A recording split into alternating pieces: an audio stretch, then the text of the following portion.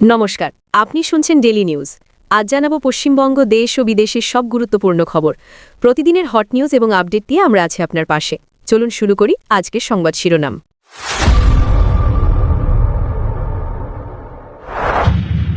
বিরাটিতে থাকতাম, এদেশের কাগজপত্র কিছু নেই। লোটা কম্বল নিয়ে বর্ডারে দাঁড়িয়ে প্রায় ৩০০ বাংলাদেশি। দেখামাত্র গুলি। হাসিনার সাজা ঘোষণার মুখে পুলিশকর্তার নির্দেশে বিপাকে সরকার। অভিজ্ঞতার জন্য বাড়তি ১০ নম্বর দেওয়া যাবে না, সময় বেঁধে দেওয়া হলো ৩ ঘণ্টা। বছর ঘুরলেই রাজ্যে বিধানসভা ভোট, ভোটারদের মন পেতে নয়া ট্যাকটিক্স অভিষেকের, ঘুম উড়ল বিজেপির। রাজনৈতিক বিস্ফোরণ, তেজ প্রতাপের দল এনডিএকে সমর্থন, মন্ত্রী হচ্ছেন। দিল্লির আতঙ্ক কাটতে না কাটতেই বিরাট বিস্ফোরণ বাংলায়, ব্যাপক চাঞ্চল্য খড়দহে। কোটি কোটি টাকা সম্পত্তির মালকিন রোহিণী আচার্য, রইল তার কোটিপতি স্বামীর পরিচয়। এনুমারেশন ফর্ম পূরণের সময় ভুল হলে কি করবেন, জেনে নিন কমিশন কি বলছে। বন্ধ হতে চলেছে দুয়ারে রেশন, সুপ্রিম কোর্টে বড় ধাক্কা খেল রাজ্য, কেন্দ্র চাইছে আর্থিক জরিমানাও। এখন ঘরে বসেই পান ইডব্লিউএস সার্টিফিকেট, কোন নথি লাগবে এবং কারা আবেদন করবেন। ঘরে ঢুকেই নেটওয়ার্ক উধাও, এই এক সেটিং অন করুন, চুম্বকের মতো সিগন্যাল ধরবে ফোন। অনলাইনে রেলের টিকিট কাটায় কোটি কোটি জালিয়াতি, বড় সিদ্ধান্ত রেলের, বিক্রি হয়ে গিয়েছে কয়েক কোটি টাকার টিকিট। জেলে বসেই নাশকতার ছক, দিল্লি বিস্ফোরণে এবার নাম জড়ালো নদিয়ার সাবিরের। মক্কা থেকে মদিনাগামী বাসের সঙ্গে ডিজেল ট্যাঙ্কারের সংঘর্ষ, দুর্ঘটনায় কমপক্ষে ৪২ জন ভারতীয়র মৃত্যু। এবার অসমে এসআইআর, তৃণমূল সহ বিরোধীদের চাপের মুখে বড় ঘোষণা কমিশনের। কি হবে ডি ভোটারদের? বছরের শিশুকে লক্ষ্য করে লোকটির ঘৃণ্য কাণ্ড, সিসিটিভি ফুটেজে চমকে গেল সবাই। সকলে তুলোধনা করছেন গম্ভীরকে, এবার মুখ খুললেন সৌরভ, ভারতীয় কোচকে বলে দিলেন বড় কথা। জুয়ার দান, স্ত্রীকে বাজি ধরে হেরে গেল স্বামী, তারপর যা ঘটল শিউরে উঠবেন পুরোটা জানলে। কেন অযোগ্য প্রার্থী নীতিশ বসেছিলেন পরীক্ষায়, উত্তর দিল পরিবার। অভিজ্ঞ শিক্ষকদের অতিরিক্ত ১০ নম্বর বাতিল করে নতুন তালিকা প্রকাশ করুন, সরকারকে ৩ ঘণ্টার সময়সীমা দেওয়া হয়েছে। নারায়ণপুরে গাড়ির ডিকি খুলতেই থরে থরে টাকা, উদ্ধার ৫ কোটি, রাজনৈতিক যোগ। হাসিনার রায়ের আগেই জ্বলছে বাংলাদেশ, ককটেল বোমা, গাড়িতে আগুন। এসএসসি ইন্টারভিউ তালিকায় অযোগ্যদের নাম, মামলা দায়ের হাইকোর্টে।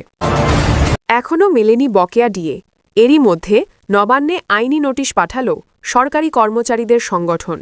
কি হতে চলেছে? প্রিয় দর্শক, আপনি এতক্ষণ শুনেছেন আজকের প্রধান শিরোনামগুলো। নিয়মিত এ ধরনের আপডেট পেতে আমাদের চ্যানেলটি সাবস্ক্রাইব করতে ভুলবেন না। এবার চলুন একে একে বিস্তারিত খবরগুলো দেখে নিই। এনুমারেশন ফর্ম ভরতে গিয়ে ভুল করে ফেলেছেন? জানুন কি পরামর্শ নির্বাচন কমিশনের। গত ৪ নভেম্বর থেকে শুরু হয়ে গেছে এসএআইআর-এর জন্য এনুমারেশন ফর্ম বিলি। ফর্ম পূরণের জন্য বাড়ি বাড়ি পৌঁছে দিচ্ছেন বিএলওরা।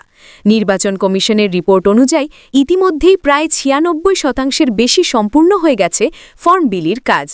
তাই সেই মতো এবার শুরু হয়ে গেছে বিএলওদের ফর্ম সংগ্রহের কাজ। ফর্ম পূরণ করতে গিয়ে ভোটারদের মধ্যে নানা প্রশ্ন ও বিভ্রান্তির দেখা দিয়েছে। অধিকাংশের কাছে ২০০২ সালের তথ্য যেমন সহজে পাওয়া গেছে, অনেকের আবার এটা পেটে যথেষ্ট কাঠখড় পোড়াতে হয়েছে। কারো কারো আবার সেই সময়ের তালিকায় তথ্যে ভুল রয়েছে। আর এই সব মিলিয়েই ভোটারদের মধ্যে ফর্ম ফিল আপের সময় বিভ্রান্তি দেখা দিয়েছে। অনেকের আবার ফর্ম ফিল আপ করতে গিয়ে বেশ কিছু ভুলভ্রান্তি করেছেন। আপনার ক্ষেত্রেও যদি সেটা হয়ে থাকে তাহলে দুশ্চিন্তার কিছু নেই। রাজ্যের অতিরিক্ত মুখ্য নির্বাচন আধিকারিক অরিন্দম নিয়োগী এই বিষয়টি স্পষ্ট করেছেন। তিনি জানিয়েছেন, যদি ফর্ম পূরণের সময় ভুল হয়ে যায় তাহলে সেই অংশে লাইন কেটে বা পেন থ্রু করে ঠিক করে সঠিক তথ্য লিখতে হবে এবং সংশোধনের পাশে স্বাক্ষর করতে হবে। প্রতিটি ফর্মে একটি ইউনিক কিউআর কোড থাকে। ভোটারকে ২টি ফর্ম দেওয়া হলেও দুটোর কিউআর কোড একই থাকে।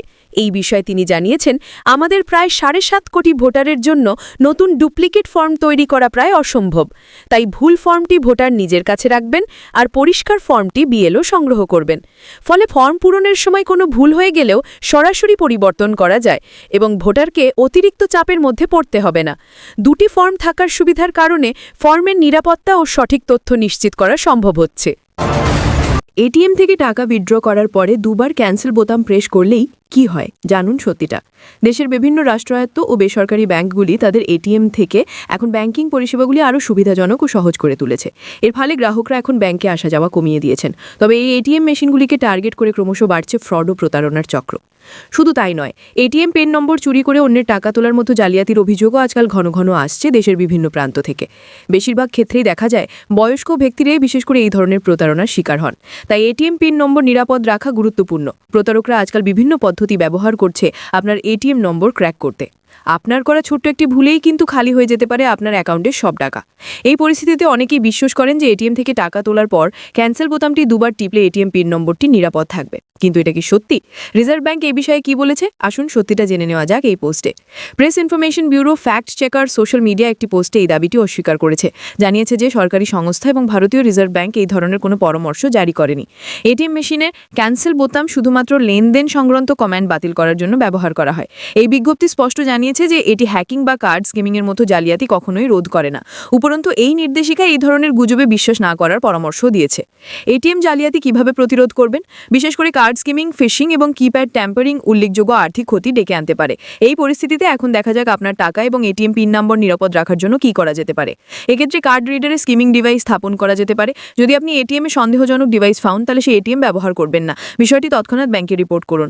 লেনদেনের সতর্কতা। এটিএম লেনদেনের জন্য এসএমএস ও ইমেল পরিষেবা চালু করুন। এটি আপনাকে যে কোনো লেনদেন বিষয়ে তাৎক্ষণিকভাবে সতর্ক করবে। যদি আপনার কার্ড হারিয়ে যায় বা চুরি হয়ে যায় তাহলে অবিলম্বে মোবাইল ব্যাংকিং বা ব্যাংকের গ্রাহক সেবার মাধ্যমে এটি ব্লক করুন। এতে ক্ষতির ঝুঁকি কমবে।